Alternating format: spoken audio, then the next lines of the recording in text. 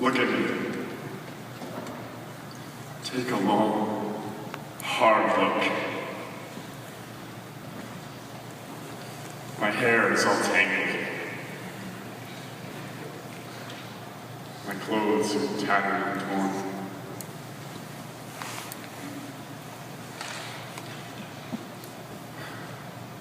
I'm a sinner, ashamed of all that I've done. I've lived with pigs and slept in a dung. That's not even the worst. For one, I'm a selfish, prideful prodigal son.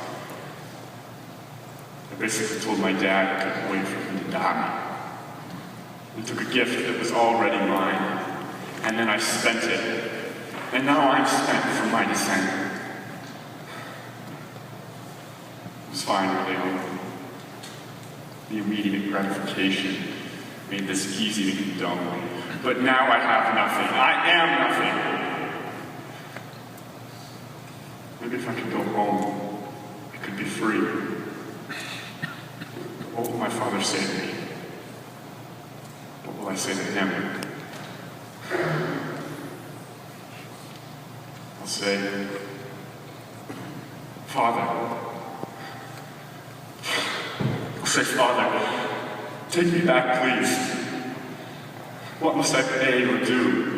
I spent my money on whips and chains, but let me be a slave to you. I tried to deny your wisdom, thinking I could do this on my own. But now, these rags and these tears are all that I own. Take me back, please. There's mud in my eyes. I'm down on my knees. It's only with mud in your eyes that you'll actually see. Your inheritance was priceless, but you took it as a worldly expense, as dollars and cents, but paper fades. Coins betrayed. What I gave you could not be taken away. You started to drift and took a priceless gift, and you made it a rift between you and I. For days, for weeks, I've yearned for your return. You were my top concern. That one lost sheep. And now I overflow with joy that you're out of harm's way. So come here, my boy. Come to my open arms. Stay. Here's your coat.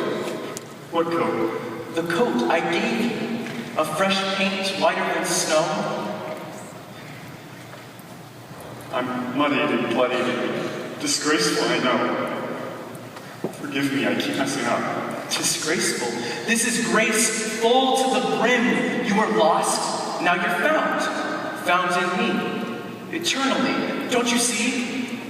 You've been drilled and hammered, you're screwed up and nailed down, but you've always been my perfect construction. You're looking at an innocent man. Though you are who you are, I am what I am. There's no keeping score. I give you forgiveness, now go. Sin no more. But I'm no different. My clothes are still muddy and gross. What I need most is a new coat of paint, so people will know that I'm changed. My forgiveness will grow to an outward sign, but from just changing your outside I have to decline, because the world can fix you up and make you seem fine, but mine is work of interior design. It was then that I sent you out, and you told the world how my love changed you. In exchange for the gift you were given, you shared your spiritual gifts with all. But now, you're no longer in drought. In fact, you're a blossoming sprout with congregational clout. But for 10,000 reasons to shout, you found 100,000 to doubt.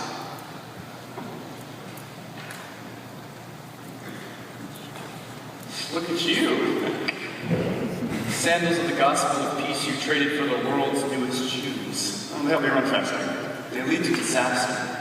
But I'm here to say, as you stand in your brand to make yourself grand, that though you opened my gift and you threw it away, I've reboxed my gift new. Adidas already done. The time is nigh. Keen, decor, looking for more. Your worldly sketchers have drawn me as a piece of decor. An artifact. You're just so abstract. Your code I can't crack, you don't interact. I impact your life and keep it intact. Things just distract me. Exactly. I want to see you. But you have seen me. My face is in the beauty all around you. In the smile of a child. Have satisfaction. Take action, just look. My face is not a mystery. It's found in the pages of history. You could say, I have a face, look.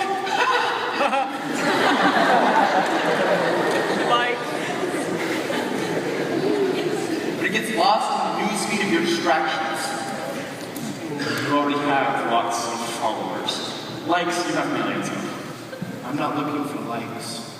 I'm searching for love. Then maybe be more active. Write me a message or post to my wall. Don't you recall? At all? Talk to Dave, it's not good news if I run into the wall.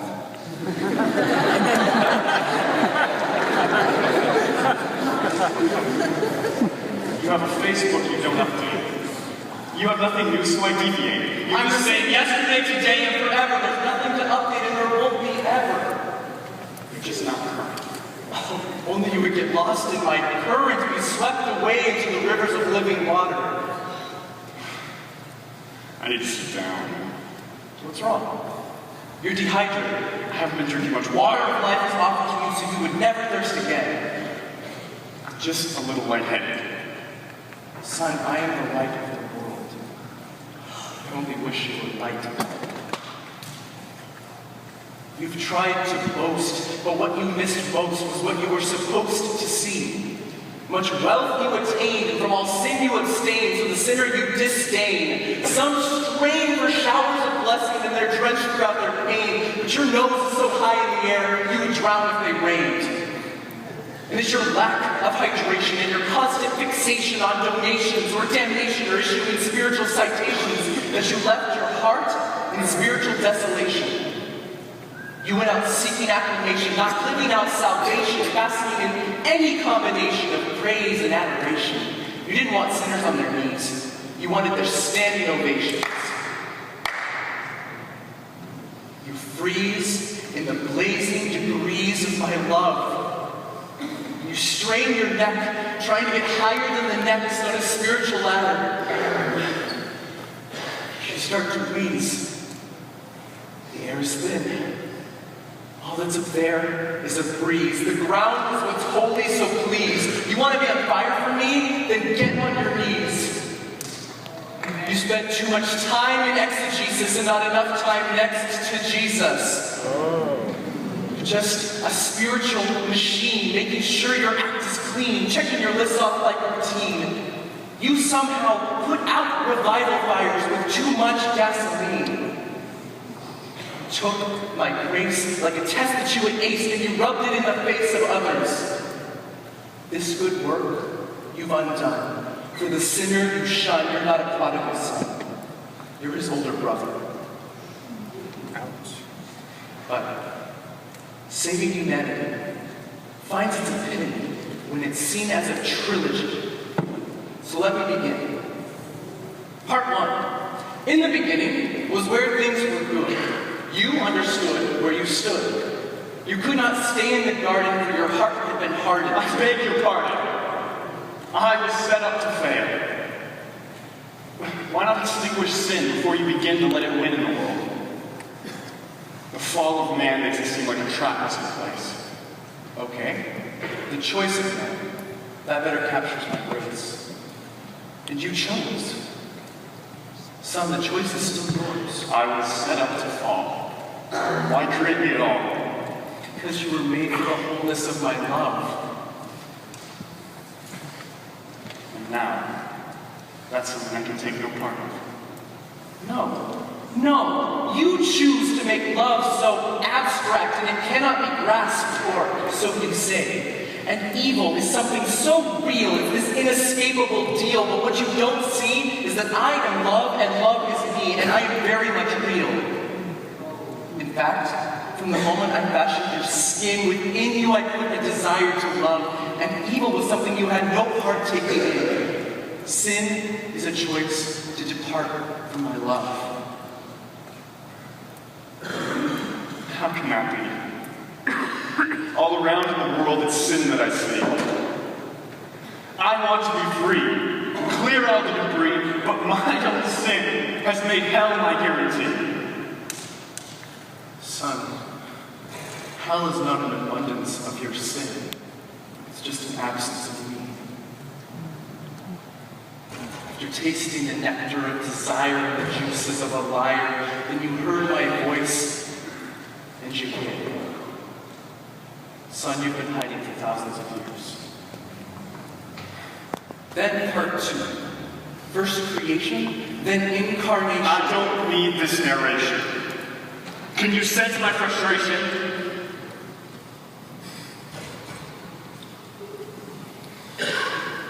Fine. You don't deserve my love. No, I don't deserve your love. And I know what comes next. It's death. Blood, suffering, famine, war, poverty. You love the pain. A masochist. A masochist who kissed your lips and gave you life, yet you would persist to twist my love and insist on turning aside. Son, love and pride cannot coexist. No, death is not the story is love. It's a satisfying, justifying, magnifying, glorifying, rectifying, unifying, crucifying love. Death now is nothing you'll be a slave of. But my sentence has already been passed. The gavel has been slammed down. On a hill far away stood an old rugged cross, where another hammer put death at a loss. As he died, his side, a tide of living water and saving blood. It truly is amazing grace, because there is amazing grace. It's so very easy to get lost in my grace, and so very hard to get out of it. The further away you try to get from it, the deeper you're going. My arms are open for eternity. Will you push me away and try to get by on your own? For as long as you roam, I will never stop saying, come home. Son, there's a part 3. From incarnation to recreation. Soon every nation will proclaim in symphonies the melodies of the defining chorus of histories that I am what I am, and I am love. Amen. So keep your eyes open, for the end is nigh. Soon every eye will be dry. This recreation is incarnation of a love that won't die. I have shown my love for you. Now the question is, what will you do? Will you go with the flow of the many, or will you swim upstream with the few? This world will soon end. Don't hide under a pew. But when you see me coming afar, like when I saw you, rejoice. Be glad, ready with open arms to